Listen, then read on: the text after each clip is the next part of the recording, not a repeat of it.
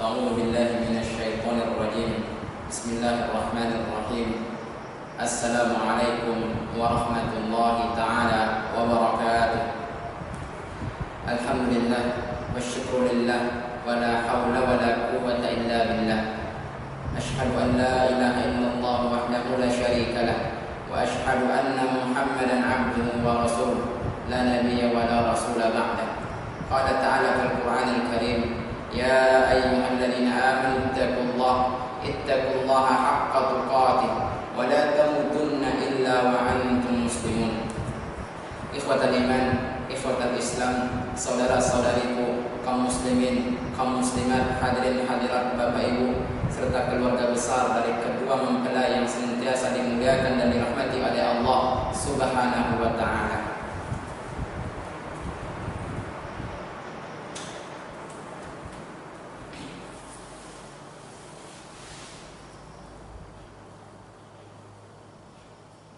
Islam merupakan agama yang sempurna.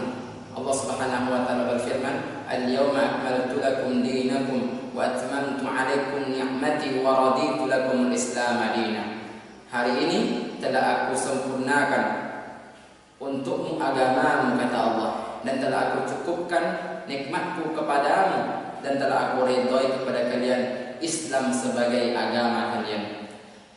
Semuanya telah diatur oleh undang-undang Islam, mulai dari sifatnya yang paling urgen, yaitu masalah tauhid, masalah akidah, masalah ibadah, masalah muamalah, masalah politik, masalah berbisnis, dan masalah lainnya. Dan di antara yang diatur oleh Islam yaitu masalah pernikahan. Semuanya diatur oleh Islam, mulai dari A sampai Z diatur oleh Islam. Mulai dari memilih, mulai dari khitbah, mulai dari nazar, mulai dari ta'aruf, walimah, akad, dan perkara-perkara yang berkaitan setelah pernikahan pun diatur oleh Islam. Jadi kalau ada yang mengatakan Islam tidak mengatur masalah pernikahan, ini salah besar.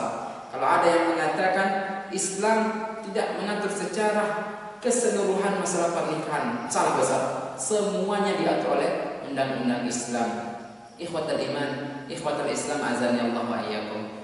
Nikah ataupun dalam bahasa Arabnya an-nikah ini merupakan salah satu syariat yang Allah Subhanahu wa taala tetapkan dalam agama.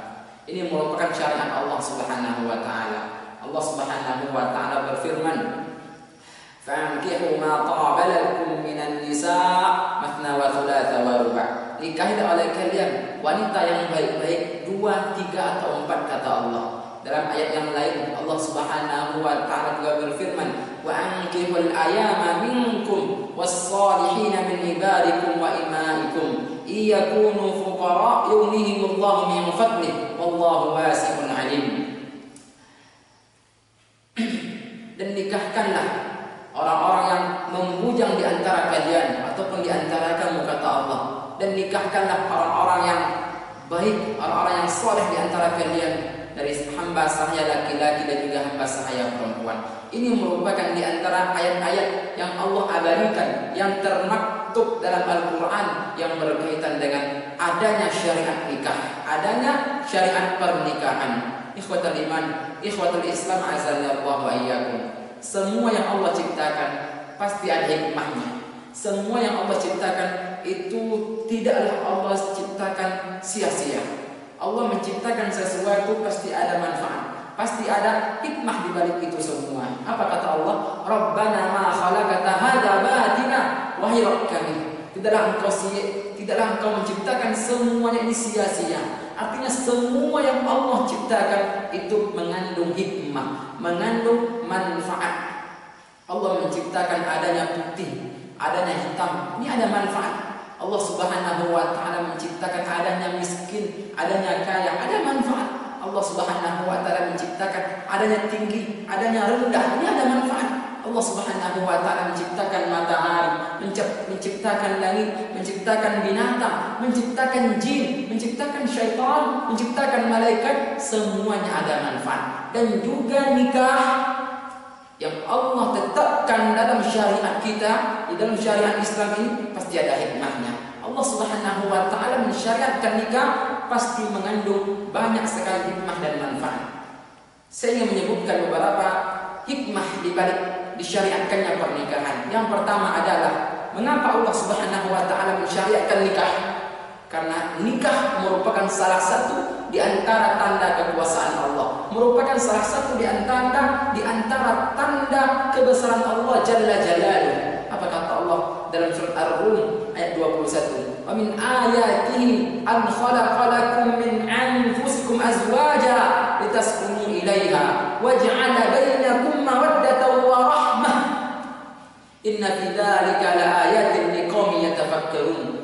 Dan di antara tanda-tanda kebesaran Allah Subhanahu wa taala adalah Allah menciptakan untuk kalian pasangan-pasangan dari jenis kalian sendiri agar kalian cenderung kepadanya. Lelaki cenderung kepada perempuan, perempuan cenderung kepada laki-laki. Tujuannya untuk mendapatkan ketenangan dan saling mencintai, saling kasih mengasihi, saling sayang menyayangi. Sesungguhnya di dalam pernikahan ini merupakan di antara tanda kebesaran Allah Subhanahu wa taala bagi orang yang mau berpikir. Nikah merupakan tanda kebesaran Allah. Jadi kalau ada orang-orang yang meremehkan permasalahan nikah, berarti dia telah meremehkan salah satu kekuasaan dan kebesaran Allah Subhanahu wa taala. Matahari merupakan tanda kebesaran Allah.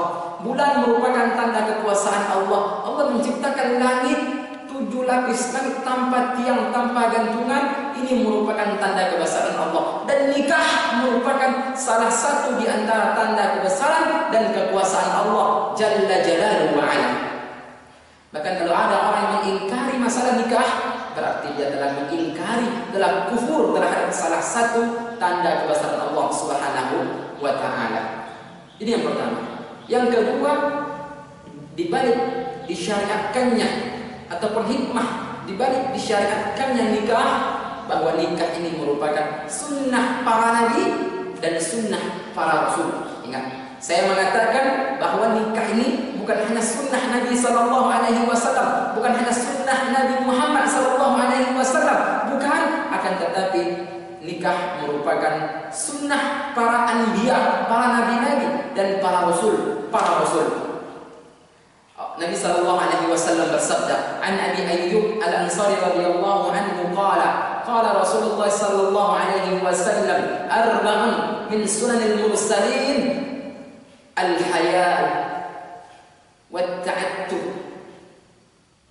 was-siwak wan-nikah." Dari Abu Ayyub, semoga Allah meridhoinya, dia berkata, Nabi sallallahu alaihi wasallam bersabda, 4 di antara tanda kebesaran Allah Subhanahu wa taala, 4 di antara sunnah Nabi sallallahu alaihi wasallam. Yang pertama adalah rasa malu, yang kedua adalah suka memakai wangian atau parfum, yang ketiga adalah siwak, yang keempat adalah menikah.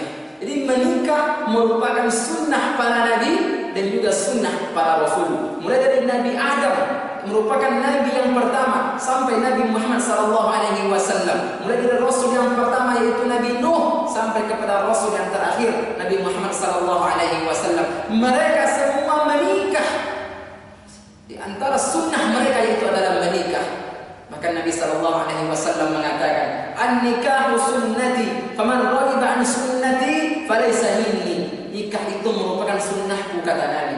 Barang siapa yang tidak mau mengikuti sunnahku, barang siapa yang tidak mau mengerjakan sunnahku, barang siapa yang tidak mau menikah, maka dia bukan dari golonganku, dia bukan dari umatku, kata Nabi sallallahu alaihi wasallam.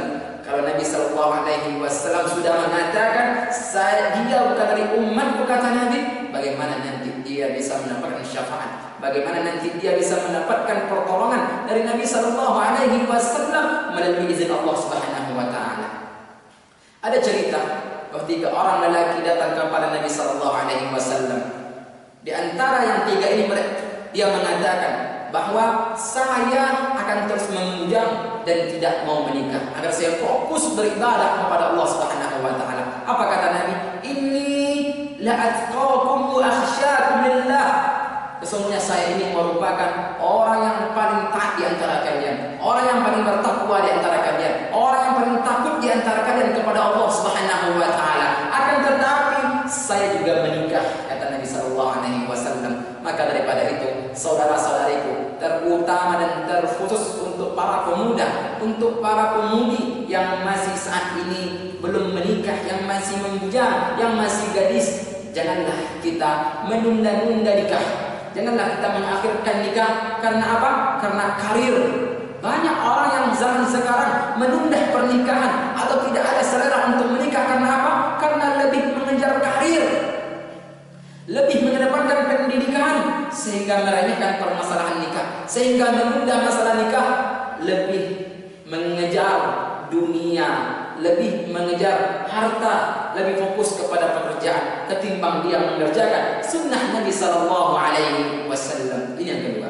Yang ketiga, hikmah dibalik disyariatkannya oleh Allah Subhanahu Wa Taala nikah adalah bahwa nikah ini merupakan cara untuk menyempurnakan separuh agama. Nabi Sallallahu Alaihi Wasallam bersabda, "Idza tazawwaja al-'abd faqad istakmala nisfad din, falyattaqillaha fima baqiya." Apabila salah seorang hamba menikah, berarti dia telah menyempurnakan separuh agama, dan bertakwalah kepada Allah atas apa yang masih tersisa.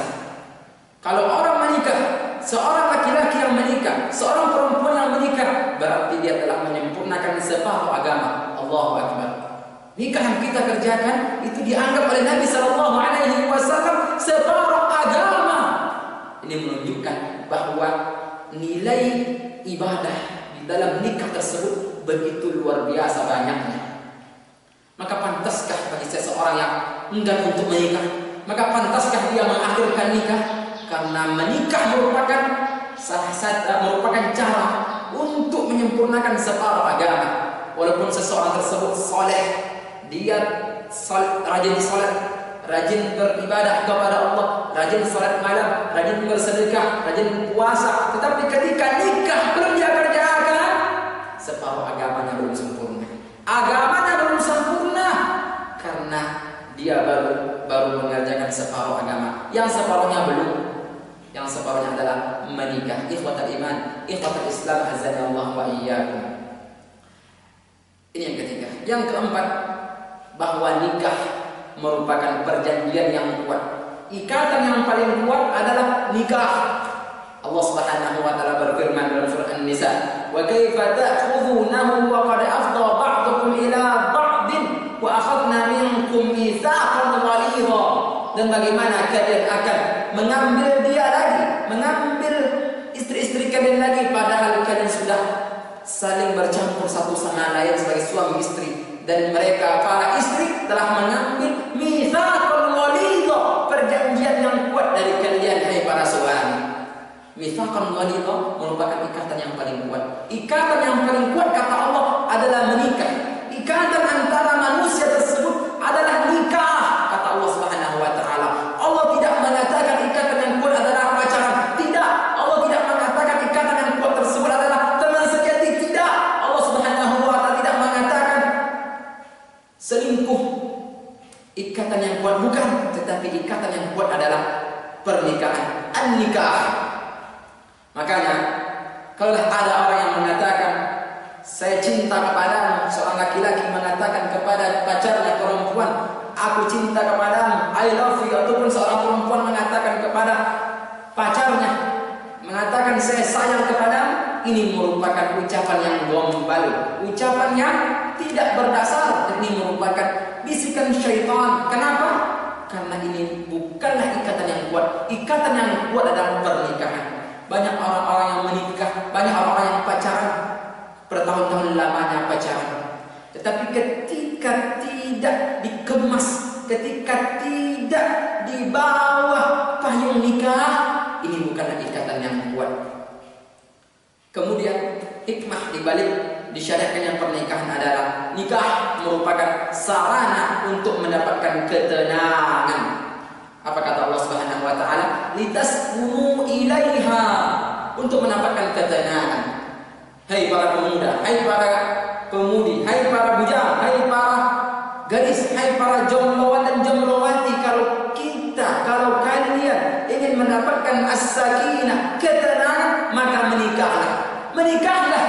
Karena ketenangan yang hakiki adalah dengan menikah, bukan dengan chattingan dengan lawan jenis, bukan dengan melihat satu sama lain yang tidak dihalalkan oleh Allah Subhanahu wa taala, bukan dengan teleponan dengan lawan jenis, bukan dengan WhatsAppan dengan lawan jenis, bukan, apalagi sampai kepada pacaran, apalagi sampai kepada perzinahan. Bukan ini ketenangan, karena ketenangan yang hakiki adalah menikah. Kemudian hikmah di balik disyariatkannya pernikahan adalah bahwa menikah merupakan sarana untuk menjaga harga diri, iffatun nafsi, untuk menjaga kemaluan, untuk menjaga mata, untuk menjaga hati, dan untuk menjaga pikiran. Nabi sallallahu alaihi wasallam bersabda, "Ya ma'syarasy syabab, man istata'a minkumul ba'a falyatazawwaj." Wahai para pemuda, wahai para pemudi, kalau kalian sanggup untuk menikah, menikahlah. Sesungguhnya menikah tersebut merupakan cara untuk menundukkan pandangan dan menjaga kemaluan. Kata Nabi sallallahu alaihi wasallam. Jadi kalau ingin kemaluan terjaga, kalau ingin pandangan ini selalu terjaga, maka menikahlah. Maka menikahlah, kata Nabi sallallahu alaihi wasallam. Bahkan di antara doa yang ma'thur yang selalu diucapkan oleh Nabi sallallahu alaihi wasallam, Allahumma inni as'aluka al-huda wat-tuqa wal-'afafa wal-ghina.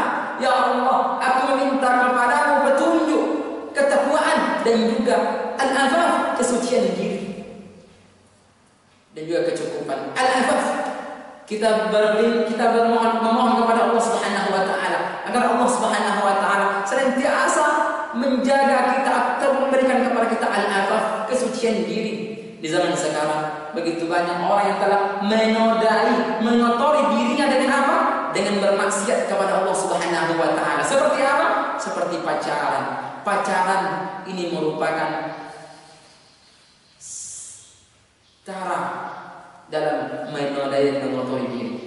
Bagaimana bisa dikatakan suci dirinya ketika dia sudah berpegangan tangan, sudah berpelukan, sudah ciuman, bahkan sampai kepada perzinahan. Mana al-'afaf? Mana yang namanya kesucian diri?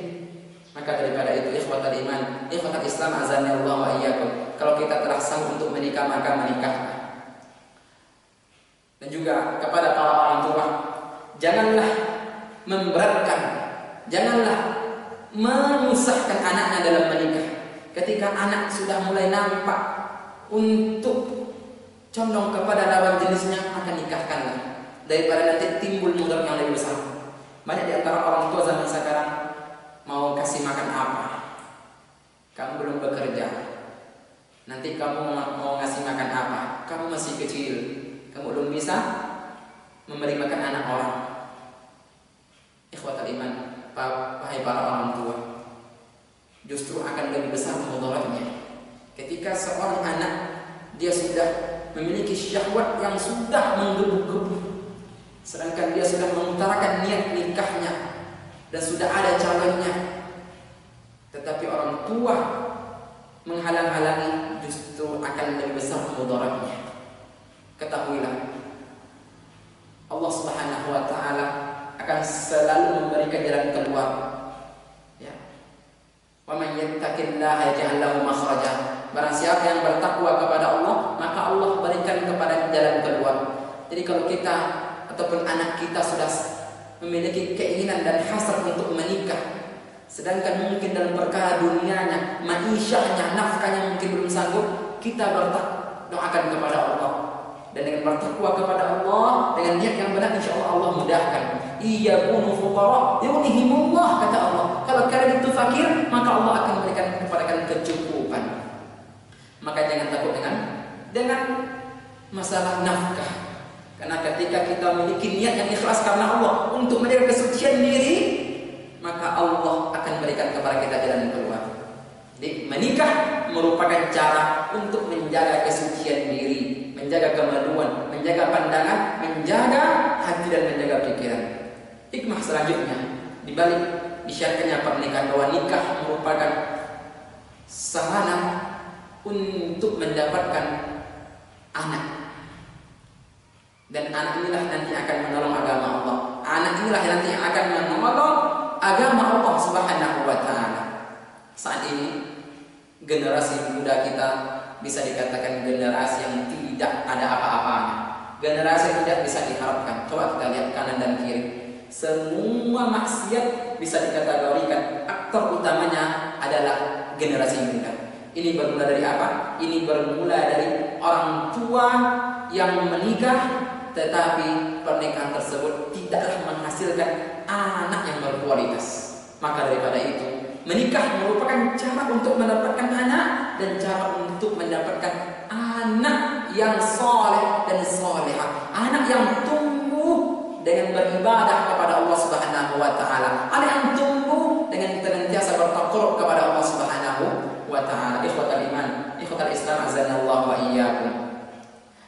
Maka daripada itu, ketika suami, ketika istri, ataupun ketika satu pasang insan yang sudah menikah, maka berdoalah kepada Allah supaya Allah senantiasa memberikan dengan segala anak, memberikan dengan segala keturunan, karena inilah yang diinginkan dari hasil pernikahan tersebut. Dan Nabi SAW mengatakan, tazawwaju fa inni mukathirun bikum al-umam. Menikahlah kalian, sesungguhnya saya bangga dengan umatku yang banyak. Nabi bangga dengan umatnya yang banyak. Makanya program 2 anak lebih baik ini program Yahudi. Ini program yang tidak sesuai dengan sabda Nabi SAW. 2 anak cukup, 2 anak lebih baik. Nabi mengatakan perbanyak anak, karena dengan banyak anak nanti, inilah nanti yang akan menolong agama Allah Subhanahu wa taala kalau dia soleh. Banyak anak inilah nanti yang akan menjadi dan siap untuk berdakwah. Ingat, anak yang soleh. Tapi percuma nanti banyak anak tetapi justru tidak dididik. Alangkah baiknya punya banyak anak tetapi semuanya dididik dengan didikan yang benar. Hikmah selanjutnya di balik disyariatkannya pernikahan adalah bahwa nikah ini merupakan sarana untuk mempererat ukhuwah Islamiyah di antara 2 keluarga besar. Seperti yang sudah disampaikan oleh Bapak Kuat Hakun tadi, untuk pesan kepada suami dan pesan kepada istri bahwa menikah bukan hanya menyatukan 2 insan saja, suami istri bukan, tetapi bagaimana mempererat ukhuwah Islamiyah, saling mengenal satu sama lain antara keluarga istri, keluarga besar istri dan keluarga besar suami. Ini merupakan salah satu hikmah yang luar biasa di dalam pernikahan. Ikhwatal iman, ikhwatal Islam, azanillahu wa iyyakum. Inilah hikmah-hikmah di balik disyariatkannya oleh Allah Subhanahu wa taala pernikahan. Ada beberapa pertanyaan besar di hadapan kita. Pertanyaan pertama adalah, mengapa orang enggan untuk menikah? Mengapa orang malas untuk memikirkan permasalahan nikah? Mengapa masih banyak di antara laki dan perempuan yang menunda-nunda nikah? Ini bisa disebabkan karena maksiat. Karena maksiat kepada Allah Subhanahu wa taala. Di antara maksiat yang dilakukan adalah dengan pacaran dan berzina, yang ini merupakan dosa yang besar. Bagaimana orang ingin menikah sedangkan dia sudah pacaran bertahun-tahun, sedangkan dia sudah berzina? Nauzubillah. Allah Subhanahu wa taala berfirman, "Wala taqrabuz zina innahu kana fahishatan wa sa'a sabila." Janganlah kalian mendekati zina. Sesungguhnya zina itu merupakan perbuatan yang keji dan sejelek-jelek jalan, kata Allah Subhanahu wa taala. Mendekati saya tidak boleh. Hai para pemuda, hai para pemudi, hai para bujang, hai para gadis, mendekati zina tidak boleh. Facebook itu salah satu cara mendekati zina. Ya, memakai baju yang ketat, ini salah satu cara mendekati zina. Melihat film porno, ini merupakan cara mendekati zina. Pacaran, selingkuh, ke kafe dan sebagainya, ini merupakan ikhtilat bercampur baur laki-laki dan perempuan. Ini merupakan jalan menuju perzinahan. Tidak boleh didekati, apalagi sampai jatuh kepada perzinahan. Ikhwatal iman, Nabi SAW bersabda, "Inna min asyratis sa'ah ay yurfa'al ilmu wa yuthbatal jahlu wa yushrabul khamar wa yazharu zina." Di antara tanda kiamat adalah diangkatnya ilmu, merebaknya kebodohan, semakin maraknya orang minum khamar dan semakin tersebarnya perzinahan. Jelas zina sudah tersebar di mana-mana. Zina sudah tersebar mulai dari tingkat kampung sampai kepada tingkat kota, mulai dari tingkat SD sampai ke tingkat perguruan tinggi. perzinahan bukanlah merupakan hal yang tabu saat ini, tetapi perzinahan merupakan sesuatu yang saat ini sudah biasa di kalangan muda-mudi, apalagi anak-anak kos. Ikhwatal iman. Kemudian pertanyaan besar di hadapan kita adalah, mengapa setelah menikah tidak mendapatkan kebahagiaan, tidak mendapatkan ketenangan, padahal pernikahan begitu luar biasa, mewahnya, mengundang banyak orang dengan acara yang begitu luar biasa, akan tetapi tidak mendapatkan kebahagiaan. Apa sebabnya? Bisa jadi karena proses pernikahan ini bukanlah proses yang sesuai dengan syariat Islam. Dimulai dengan pacaran. Bagaimana dia nanti akan bahagia menikah sedangkan sudah pacaran dengan banyak orang, ya? Kemudian banyak sekali maksiat yang dia lakukan dan lain sebagainya. Ikhwatal iman, ikhwatal Islam, azza wa iyyakum. Inilah yang dapat saya sampaikan. Terakhir, saya berpesan kepada suami dan istri, kepada suami yang istri yang baru menikah hari ini, hendaklah kepada suami dan istri untuk memahami dan untuk menjalankan hak-hak masing-masing, ya. Suami menjalankan hak-hak istri, istri menjalankan hak-hak suami. Terlebih lagi para suami, ingat hadis Nabi sallallahu alaihi wasallam, khairukum li ahlikum wa ana khairun li ahli. Sebaik-baik kalian adalah yang bermanfaat bagi keluarga kalian, dan saya merupakan terbaik buat keluargaku. Subhanakallahumma bihamdika asyhadu an la ilaha illa anta astaghfiruka wa atubu ilaik. Wassalamualaikum warahmatullahi wabarakatuh.